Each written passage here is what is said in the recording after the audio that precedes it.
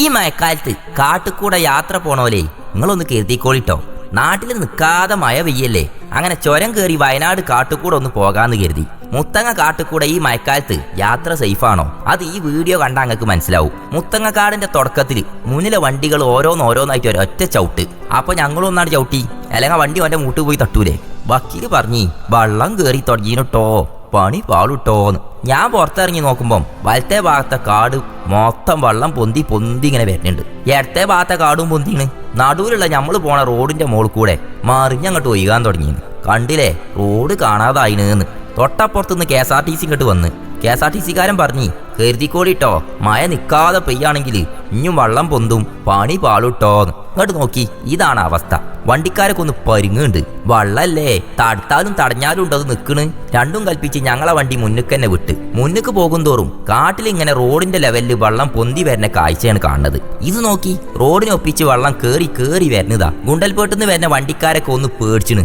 ഉൾക്കാടിന്റെ ഉള്ളില് നല്ല മഴ പെയ്യുണ്ട്, നല്ല തീമർത്ത് പെയ്യുണ്ട്. അതാണ് ഇത്രക്ക് കുത്തൊയ്ക്കെന്നാണ് ഈ നാട്ടുകാർ പറയണത്. മുന്നിക്ക് പോകും തോറും വള്ളത്തിന്റെ പവർ കൂടാൻ തുടങ്ങി. ആനകളൊക്കെ കുറച്ചപ്പുറത്ത് കാണാൻ തുടങ്ങിയാണ്. ഗുണ്ടൽപേട്ടിലെത്തി പെട്ടെന്ന് ഇങ്ങോട്ട് തിരിച്ചു പോരുമ്പം കാട്ടിന്റെ അക്കരെ നിന്നീന ആനകളൊക്കെ ദാ റോട്ടുമ്മല് ഞമ്മളെ വണ്ടിന്റെ അടുത്ത്, അതും അമ്പിന്റെ തൊട്ടടുത്ത് നിൽക്കണ്. പടച്ച തമ്പുരാനെ, പള്ളന്റെ ഉള്ളിൽ ഒന്ന് കാണൂലേ? കാരണം ആനല്ലത്, ഇതിനൊന്ന് എടുത്തെറിയാൻ മാത്രമല്ലേ നമ്മളെ വണ്ടിയൊക്കെ ഉള്ളൂ. പിന്നെയും ആനകൾ റോട്ടുമ്മൽ ഇങ്ങനെ വരി നിൽക്കാൻ തുടങ്ങിയാണ്. ഇത്രത്തോളം ആനകളെ ആദ്യമായിട്ട് കാണാം എത്ര അടുത്ത്, അതും ഈ മഴക്കാലത്ത്.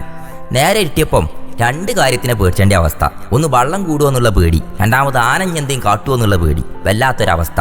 നേരത്തെ വള്ളം കയറിയ സ്ഥലം നമ്മൾ അങ്ങോട്ട് പോയപ്പോൾ കണ്ടിന്യ സ്ഥലം, ആ സ്ഥലം ഇപ്പം അതാ റോഡിന്റെ ലെവലിൽ വള്ളം ഇങ്ങനെ നിൽക്കുകയാണ്. ആൾക്കാരും വനം വകുപ്പിലെ ഉദ്യോഗസ്ഥരൊക്കെ ഇവിടെ നിൽക്കുന്നുണ്ട്. നേരെ താഴത്ത് വരെ വള്ളത്തിന് ഇടുത്തൊരു വിടലങ്ങോട്ട് വിട്ട്. കാട്ടിൽ മഴ പെയ്താല് നാട്ടിൽ മഴ പെയ്യണ മാതിരി ആവൂലട്ടോ, കുത്തി ഒലിച്ചിങ്ങോട്ട് വരലാവും. അതുകൊണ്ട് മുത്തങ്ങ പോലുള്ള കാട്ടുകൂടുള്ള യാത്രകൾ ഈ മഴക്കാലത്ത് മുന്നറിയിപ്പുകൾ അവഗണിച്ചിട്ടാവരുതിട്ടോ, അത് അപകടം വിളിച്ചു വരുത്തും.